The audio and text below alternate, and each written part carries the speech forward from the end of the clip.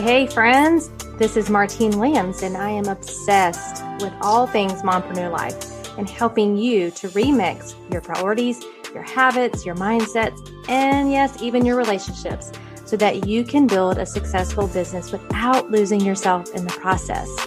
I'm also obsessed with the color turquoise and lyrics of the 80s and 90s, but that's beside the point. Girlfriend, you don't have to hustle 24/7, 365 and continue to sacrifice your health, your relationships, and your sanity to be a successful mompreneur. As a small town girl living in a lonely world to a six-figure mompreneur, I am here to teach you how. There is a better way, and this podcast is your one-stop shop for all of the how-tos, the encouragement, the life hacks, the success tips, and of course, a little side of tough love. This is the Mompreneur Life Remixed podcast. So let's do this.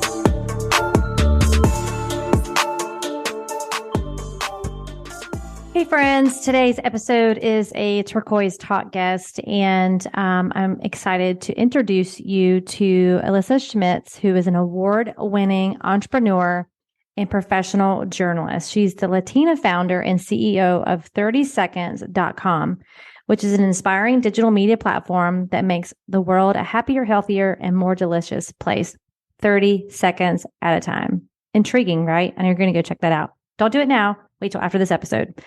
She's also the founder of iParenting, a best of the web digital media company that was acquired by the Walt Disney Company.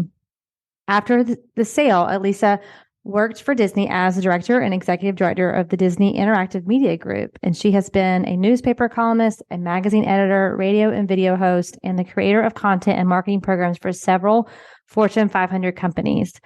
Elisa is no stranger to life's fire. The daughter of a Puerto Rican mother and Yugoslavian immigrant father, she learned to use her differentness to make a difference as she grew up in Puerto Rico, war-torn Lebanon, and suburban Chicago. All along, she created what she needed to survive and thrive. And in her book, Become the Fire, Transform Life's Chaos into Business and Personal Success, Elisa uses her own story of entrepreneurial success, as well as interviews with 10 other diverse and highly successful leaders to present 10 actionable lessons for putting your personal power to work with unstoppable results. Really, really great interview. We talk about Chicago pizza. We talk about lots of things, but you're going to love this episode. And so let's dive in. Welcome back, friends, to the Mompreneur Life Remix podcast. I'm your host and your CEO, your Chief Encouragement Officer. And today we have a Turquoise Talk guest I'm super excited about. Elisa Schmitz is on here today to talk to you about Become the Fire and all things mompreneur. We have a lot of things we want to talk about today. So I hope that you're ready to be inspired, to be encouraged, and maybe even a little bit challenged. Who knows? We'll see where the conversation goes. But thank you so much for taking time to come on the show today. Oh, I'm so excited to be here. Thank you for having me. This is awesome. This is awesome. Right before the episode, we hit record, we were talking about Chicago pizza because that is where she lives. And I told her, I was just talking to Shaw last night about how the best pizza I ever had in my life was in Chicago. And she just told me that I can have it drop shipped to my house. So I'm a little excited on this podcast recording right now because I'm totally going to surprise him. He doesn't listen to the episode, so he won't know that I'm going to surprise him with this pizza. But anyway. Yeah. For those who don't know you, tell them a little about you and, your family and just how you became an entrepreneur. Well, I love Chicago pizza, as you already know. But yeah, so living in Chicago has some benefits. But my entrepreneurial journey really started with a personal need in my life when I became a mom for the first time. So I was expecting my first child. I had just recently graduated with my master's degree in journalism. So I was trying to launch a career as a journalist, and all I could think about was this new life in my belly and what's going on with the baby. And I just became sort of obsessed and wanting to know more and more. So I looked around for a pregnancy magazine because that was just kind of my natural inclination, was like, I wanted more information. So I wanted this publication to be delivered to my door every month, and I could not find one. Mm-hmm. And so I went into sort of due diligence mode, and I tried to, find one and ask all the professionals in the space, like my OB and the childbirth educators and the doulas and the, baby boutique salespeople. And no one could help me. They were like, yeah, there's this kind of, every other month there's this, magazine about pregnancy exercise. And I'm like, no. We need to go broader, bigger, bolder, And so then the next step was about asking other pregnant women, like, does this need, seem to be something that you also feel? And would you want to subscribe? And the answer was a resounding yes, we want this. And so that's how my sort of, vision turned into a reality. It was just kind of like something that I wanted for myself that also became something that other pregnant women wanted. And so I decided to create it, and boom, off I went. Wow. Yeah. So the pregnancy magazine morphed into a pregnancy website, and that pregnancy website evolved over time into one of the biggest and best parenting websites out there. It was called iparenting.com, and it was just, basically taking you from preconception through raising teenagers and everything in between. And we just ended up getting a lot of accolades, a lot of recognition for what we were doing. And so started drawing the attention of bigger media companies. And eventually the site iParenting was acquired by the Walt Disney Company. Okay. And so there we are, like moving from fast moving entrepreneurs to working for one of the, biggest media companies in the world. And so I worked for Disney for a couple of years as director and executive editor of the Disney Interactive Media Group, which was super fun. And and I'm sure it had some good benefits too. Yes. Oh my gosh. Going to a Disney park as a Disney employee is a whole new experience. So yeah, it was like, how many times can we fit Disney in right now? I was like, let's go back. So yeah, you're absolutely right. It was very, very fun. Yeah. And go ahead. I was going to say, tell me about your family. So you have how many children? Yes. So I have 3 kids. And so my son was sort of the inspiration. He was the one that I was pregnant with when the baby, that sort of the pregnancy magazine idea came to me. And then 2.5 years later, his identical twin sisters were born. And that was a whole other drama, because, trying to, run a business with an active toddler and a high-risk pregnancy was just, oh my gosh, it was just probably one of the hardest times of my life, actually. And I was on bed rest for, 6 weeks in the hospital to prevent preterm labor.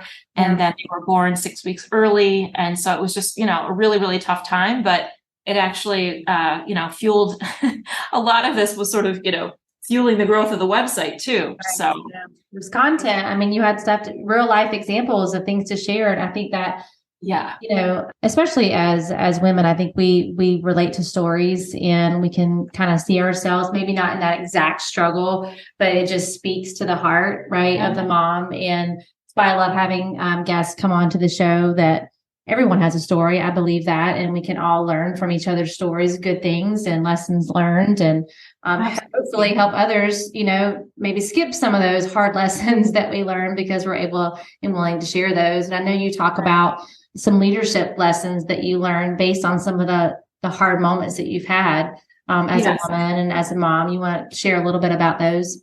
Oh my goodness. So I don't even know where to begin, because that's actually the inspiration for the book. So all of this, sort of, after leaving Disney and then going through a difficult divorce and being a single mom and all of these, sort of health challenges that I was having, and then trying to launch my second business, which is called 30seconds.com. The first iteration of which was called 30 Second Mom, which was all about, again, it was about a need in my own life, delivering tips for moms and quick and easy on your mobile device and, kind of 30 seconds at a time, that kind of thing. That was probably another one of the most difficult times of my life, was trying to get that all done.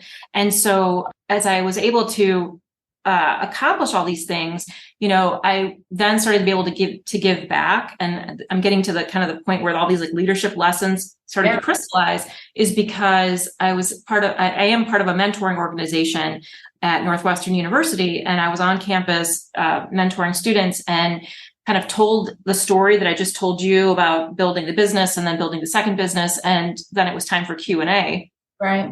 And the very first question from one of the students was, how did you do it? Mm-hmm. And I was like, oh my gosh, how am I going to answer that question? I want to be able to have a good answer. So in the moment, I kind of answered it the best I could, but then it really got me thinking, and that question stayed with me And I'm like, how can I put together all of those lessons, all of those sort of, I don't want to call them tips because it's much more than tips. It's about sort of mindset shifts that enable you to go from, being burned by life's fire to actually taking on the strength of those flames and letting them fuel you. And so that's what ended up happening with the book, as I started thinking about all of those leadership lessons and all those experiences that enabled me to do what I did. They came together in Become the Fire. And then I also interviewed 10 other women who've gone through fire and come out stronger and have had hugely successful careers. And so that's everything kind of in one place. But I'm happy to share any of these lessons. There's 10 of them in the book. And I mean, they're all equally to me important, but if anything sort of you think resonates, I'm happy to share. Yeah. I mean, I will definitely put the link in the show notes for the book for them to go. I think not only hearing your story, but hearing other women's story, again, it's just so impactful to it's almost like I was just interviewing someone before you. And one of the things she kept saying was, you're not alone.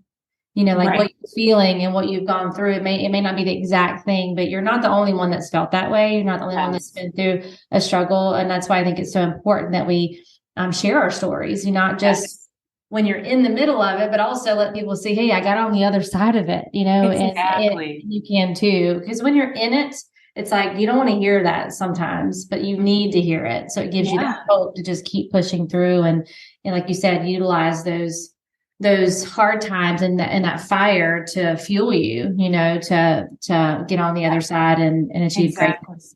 Exactly. It's like one of those things that, I say in the book is, you can let fire burn you, or you can let fire forge you and come out of it stronger, wiser, having failed and learned from your failure. Like all of that puts you in so much better of a position to go forward and succeed because you've been through that. And then you've got this unique perspective, this new sort of mindset that you're looking at the world through, which allows you to be like, okay, if I can get through that, then I can do this. And then if I can do this small goal, I can move on to the next goal, which is bigger, until ultimately I'm, taking on more and more challenges because I'm able to overcome and push through and accomplish. And it's all about sort of step by step. Absolutely. Yeah.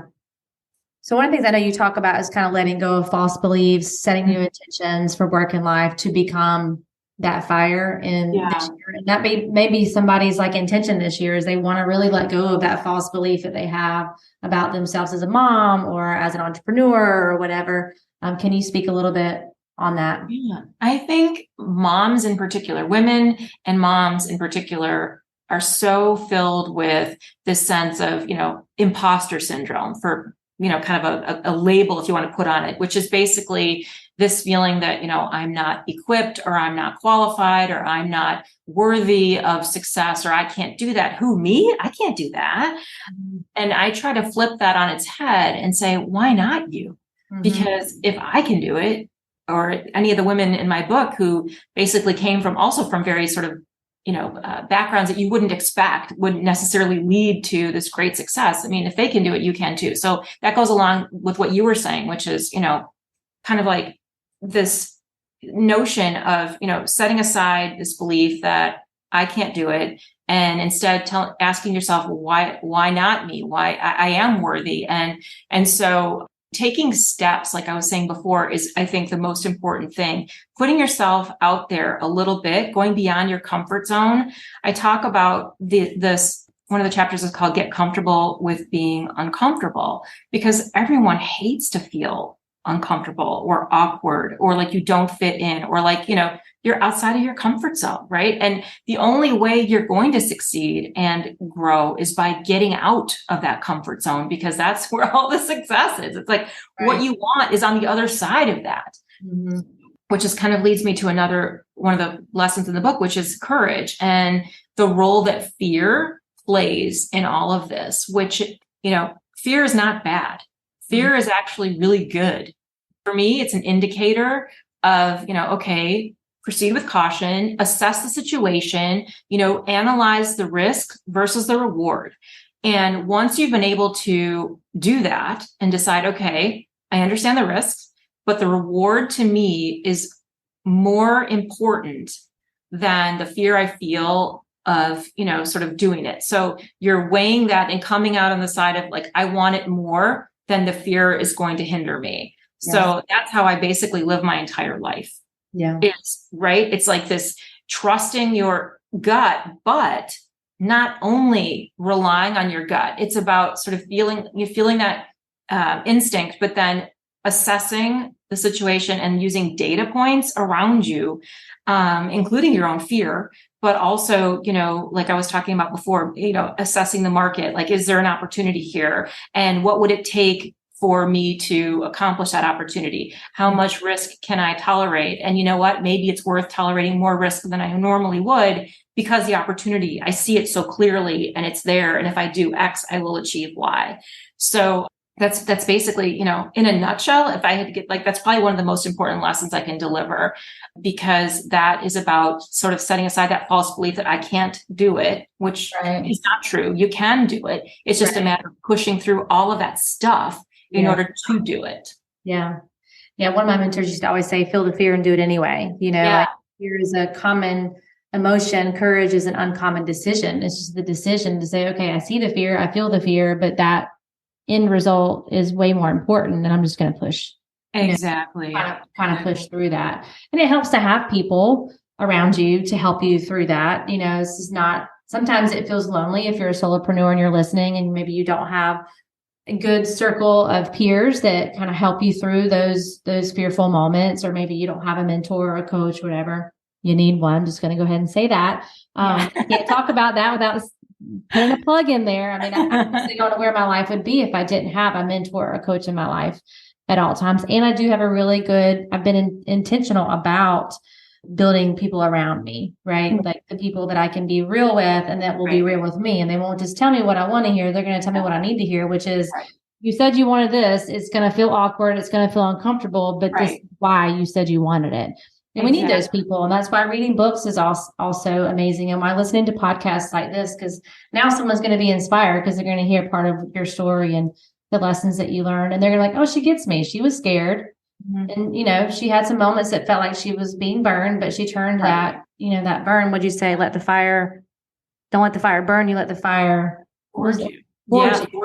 Absolutely. Yeah. I love that. And also fuel you, it's that fuel that it's a motivation, because you've been through so much. Now you've got this, sort of renewed, hopefully this kind of renewed spirit and saying, okay, God, I've just been through so much and look at me. I'm still standing. I'm stronger. I'm smarter. I'm wiser. And I can now do something even harder because I've been through something hard.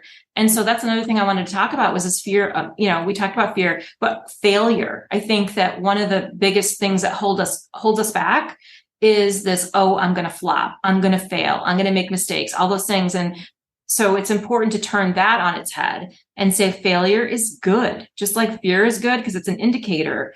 Failure is good because it teaches you something. It teaches you a way not to do something. So now you're like, okay, I know I'm not going to go down this path. I'm going to try it this way. And if that fails, I'm going to try it this way, because every time you try something that doesn't work, all you're doing is informing yourself on strategies of, not to use. And so you're tinkering and you're pivoting and you're being nimble and you're sort of adapting to life's lessons that life is teaching you. And I always say like failure is life's greatest teacher, right? Because the more you fail and, hopefully fail quickly, the more that you can keep moving down the road towards success. Well, and if you think about the way dads parent, that's what they do. They're like, well, he'll only do it once. That's right. They'll only do it once. And I'm like, yeah, but that one time he could land himself in the emergency room. Come on now. That's the mom. Yep. Yes, that's the mom swoops in. Yep. You're just sitting back with her arms up. We only do it once. Like, come on.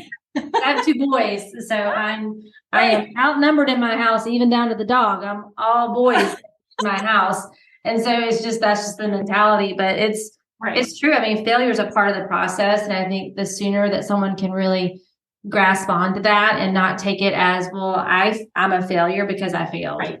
Exactly. They just take on that, I think, a lot of times. And I've done that before. And it's taken a lot of my own work and my own failures to realize I'm just figuring out ways things aren't working. That's it. And if you can just have that shift in your mind, it changes the game. Then you're not afraid You might still be a little bit afraid, but you're more willing to go through that fear and do the That's thing. exactly right. That's it. That's exactly it.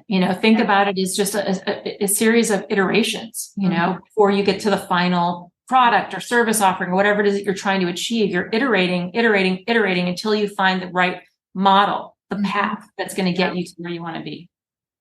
And you just learn to fail quick. I think if you know that's part of the process and you're like, let me just try this. It didn't work. Okay, great. Check. Try it again. That didn't work. Check. Okay, try another thing. And you just have to learn to fail forward and fail fast. That's always been kind of like my prayer to myself. I'm like, just let me learn it fast. Whatever. If it's not supposed to be it, let me learn it fast. But I don't want to stay here forever. So let me get that lesson and let's move on. Because we either get the lesson we need or the result we wanted. That's just the way it is. Exactly right. You have to look at it in that way. And again, if someone's listening and this is like their first time listening to a podcast or personal development, you're probably like, I'm so far away from that mindset. It's okay. You're taking your first step today and listening, and with practice, it will become part of your thought process too. You just have to, have to keep digging in with it. Mm-hmm. Hey, friend. So you have been trying to make some shifts this year. Maybe you set some resolutions and you're just feeling stuck. You don't feel like you're making progress, or you're just not sure what to do. And you've heard me say this before, but being stuck is a mindset, not a position. And this is where a coach comes in to support you.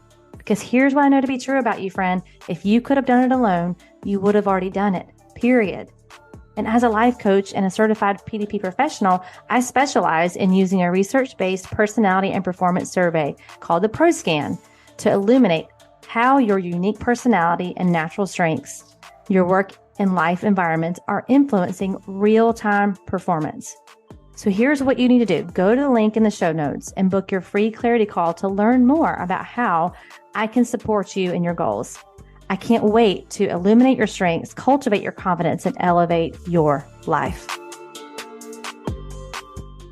Let's talk a little bit about how to step into your power, and embrace those differences as strengths, because comparison's real. It happens among moms, mompreneurs. I mean, really everyone kind of goes through compare and despair phase as an entrepreneur, or again, just as a mom. And instead of embracing your difference and seeing that as a strength, it's like, well, I don't have what she has, or I don't I don't feel like she parents, or I don't live my business the way she does. But that's your superpower is you. That's exactly right. I mean, and that's where one of the common themes of the book, because I think that, growing up, many of us, have what we would consider disadvantages, or we're looking through life sort of with a scarcity mindset, right? Like I'm lacking in something, whether it's money or, material possessions or skills or something. You feel that there's a lack of something in your life that's going to hold you back from achieving success.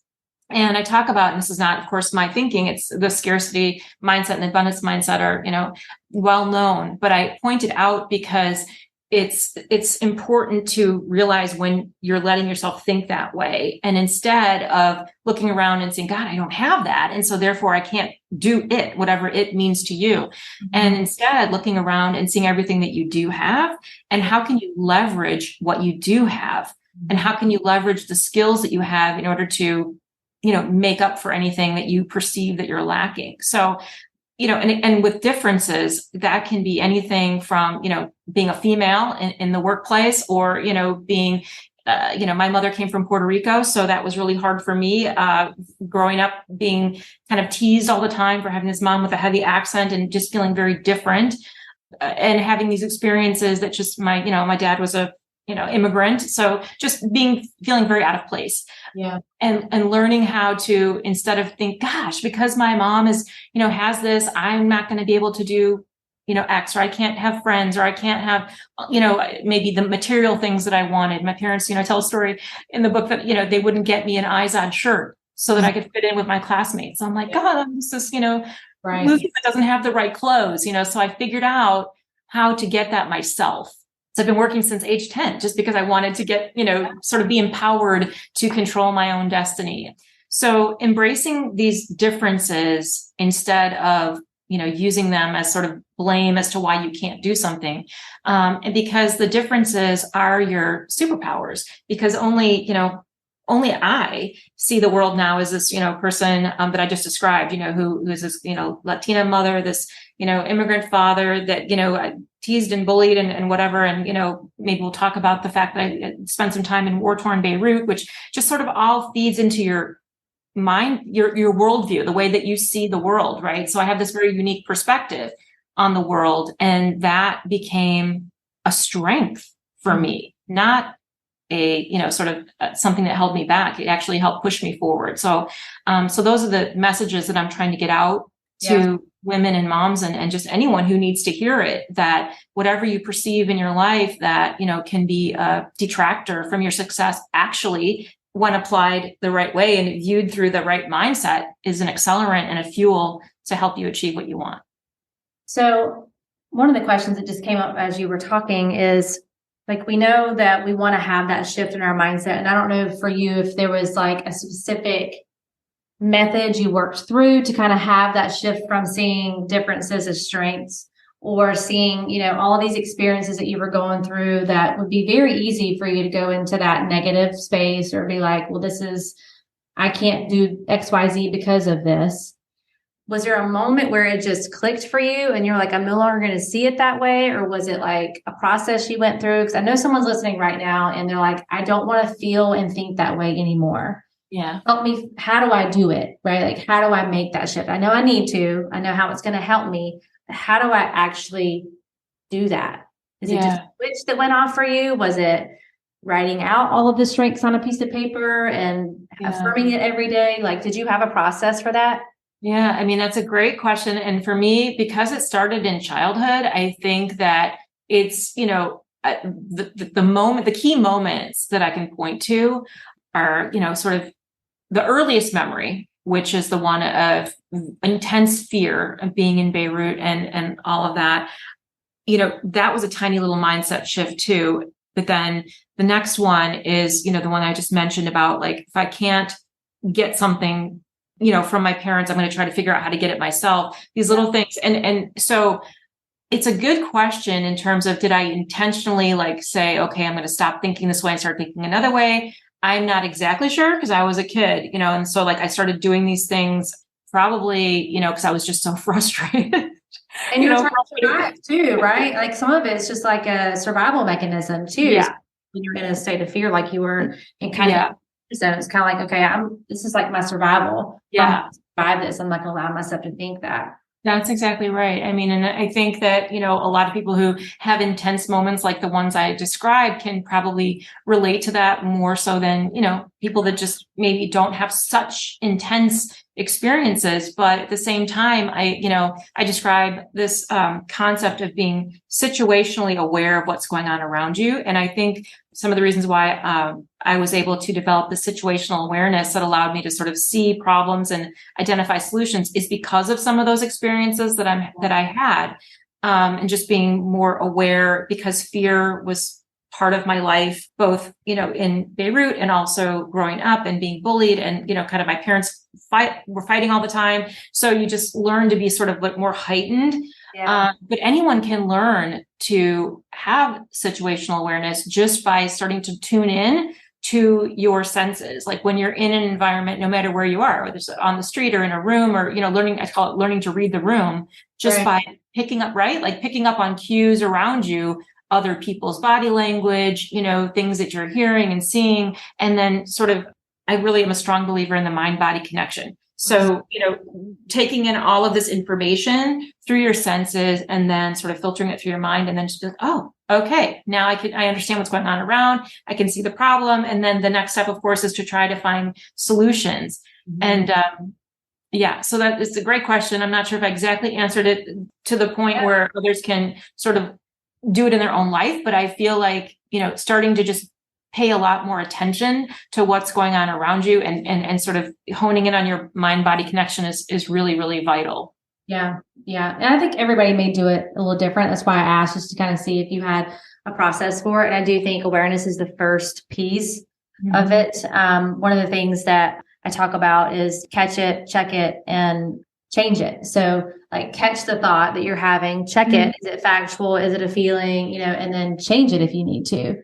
But it's just having that awareness. And I feel like entrepreneurs, we're so busy, right? Air quotes, busy Yeah. is busy is the disease, y'all. Y'all know I'm not about the word busy. It's a choice also, but that's a whole nother podcast. But we don't slow down long enough to have that awareness because we're just going through the motions, or we're just going through our day, we're going through our businesses. That's right.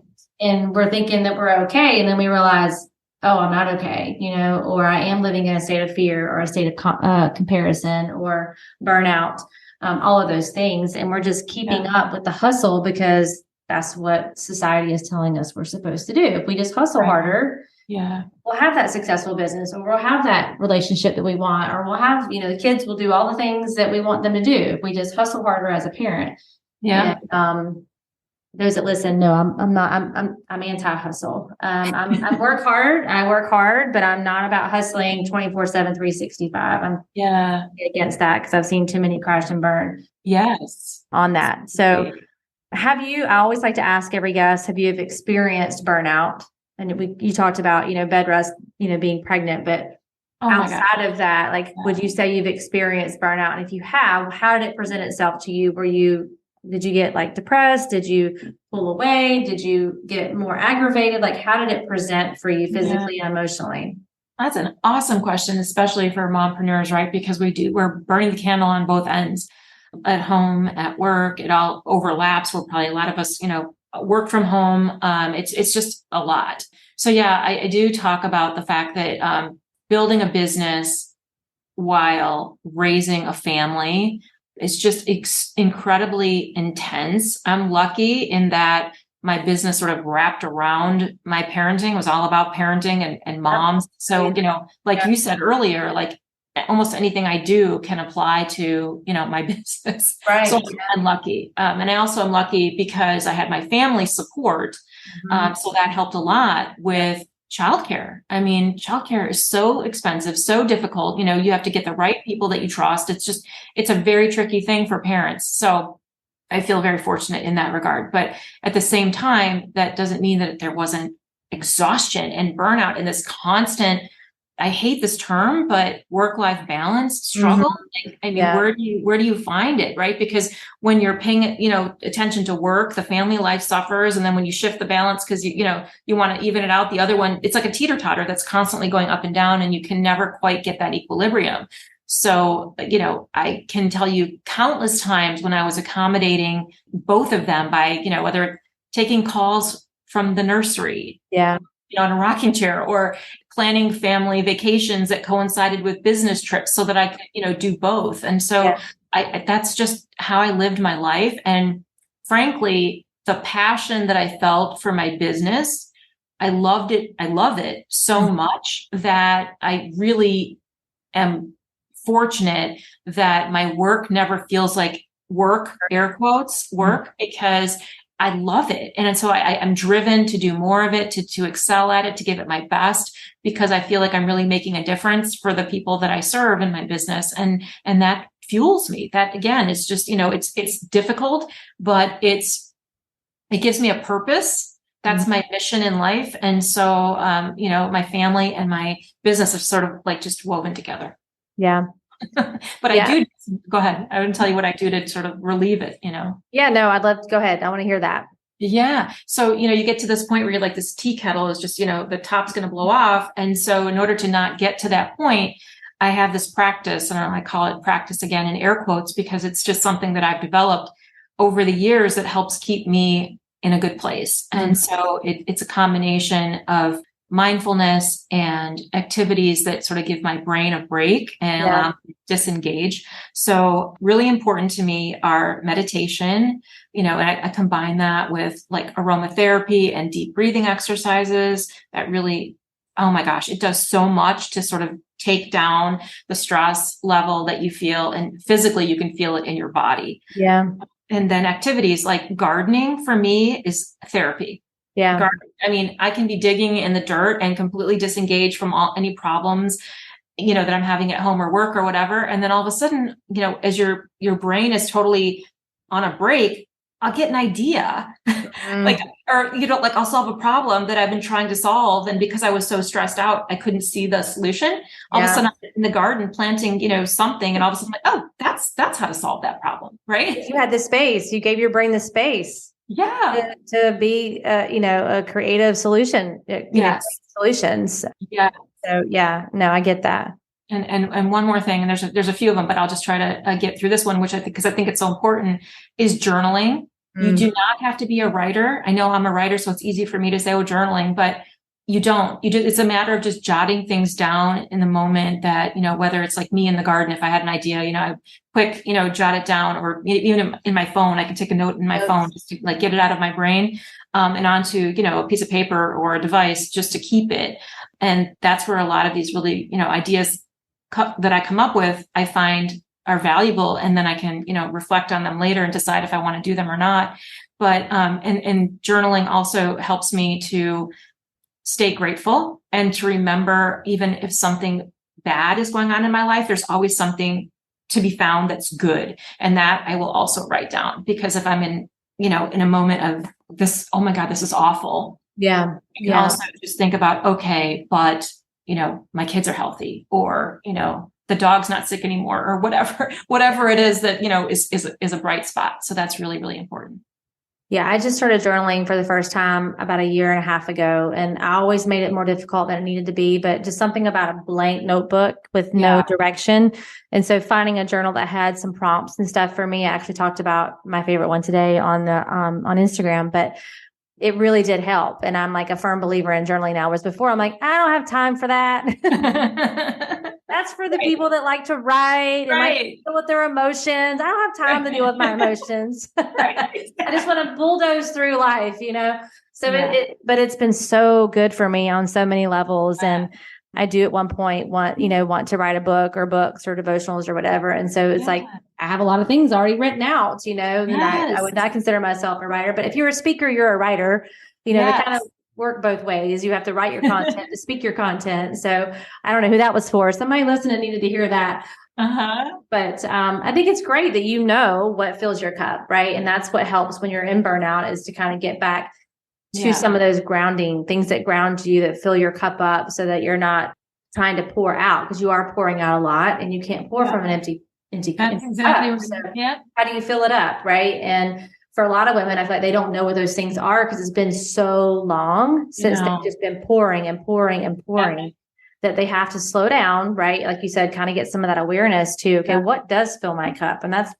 part of my story, which is for another time. But getting to that place where I no longer knew who that was. I was in such pursuit of success and, sacrificing a lot of things personally for that success. And that's just not a fun place to be. And that is what causes burnout. So I always love to ask every guest, because I do think it presents different for different people, and they overcome it in different ways too. I know someone will be inspired by your story.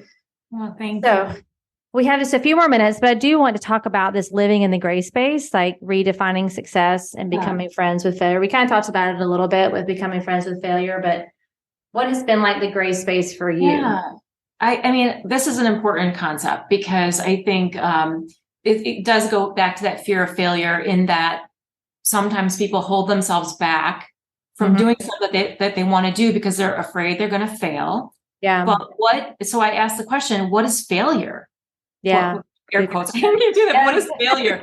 Right? Like, failure is it's up to you to define failure.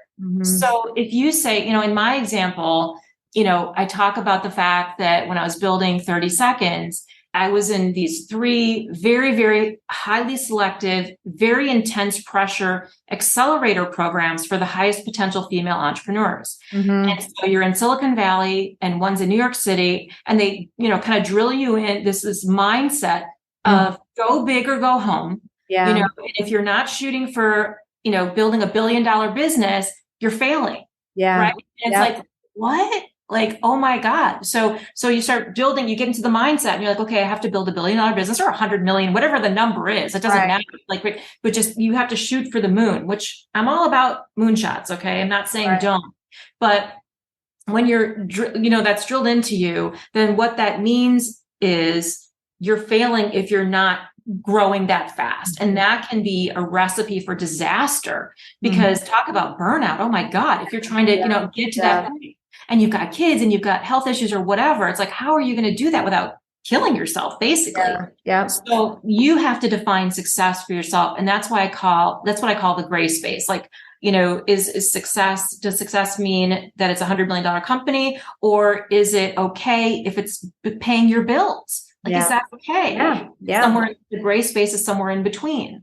So that's what I'm talking about. And that's why I really, that's one of the things that if I could leave anybody with any nugget, it's that this is your life. It's for you to define what is success, what is failure. At what point are you going to say, okay, this business isn't paying my bills, or whatever the success metric is, that you're going to say, okay, I'm going to stop. Or you're going to say, oh my gosh, it's paying my bills. That's freaking awesome. Right. And so I'm going to keep going. And then maybe it keeps growing. And all of a sudden you do have a $100 million company. I don't know, things happen. So, so that's what I meant by the gray space, and learning to live in that and defining your own success. I think that's really, really important.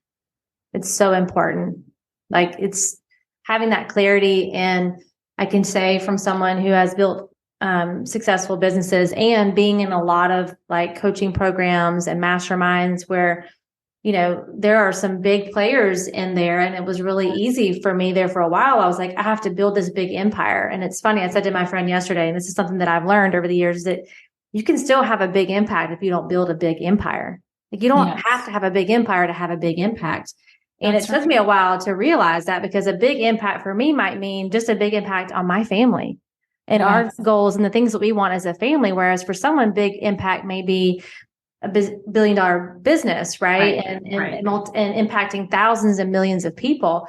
So knowing what that is for you really does help you to not go into that burnout and that hustle mentality. So I think it's super important, because it's easy to get caught up in the rat race of, building this big empire. But maybe for you, that's just not what you really want, but that's what you think you need because you're among those people. It's not right or wrong. It's just, is it right for you? That's exactly the question you have to ask yourself. Like, what feels right for me in my life that's going to work within my, preferences to, whether it's stay home, what are your goals? Stay home with my kids, live a healthy lifestyle, be able to take a walk every day. Like, what are your goals for living a healthy life? And then how does your business serve those goals? Right? Yeah.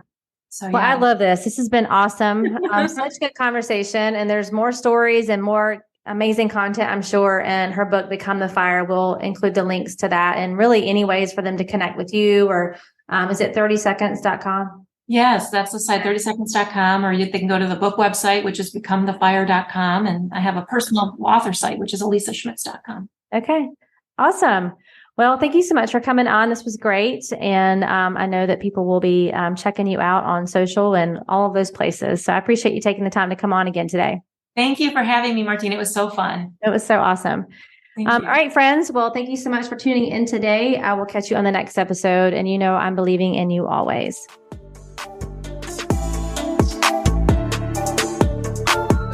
Well, that's a wrap, friends, for this week's episode of the Mompreneur Life Remixed podcast. Thank you so much for listening and for following the show. It means so much to me. And listen, friend, sharing is caring. So if you loved this episode and thought of some fellow mompreneurs who could benefit, send them the link. Share this episode or take a screenshot and head on over to Instagram and share and tag me at Martine31Williams. We are connected on Instagram, right? It's where you will get all the fun behind the scenes of my life and business as a mompreneur. Until next time, know that I am believing in you always.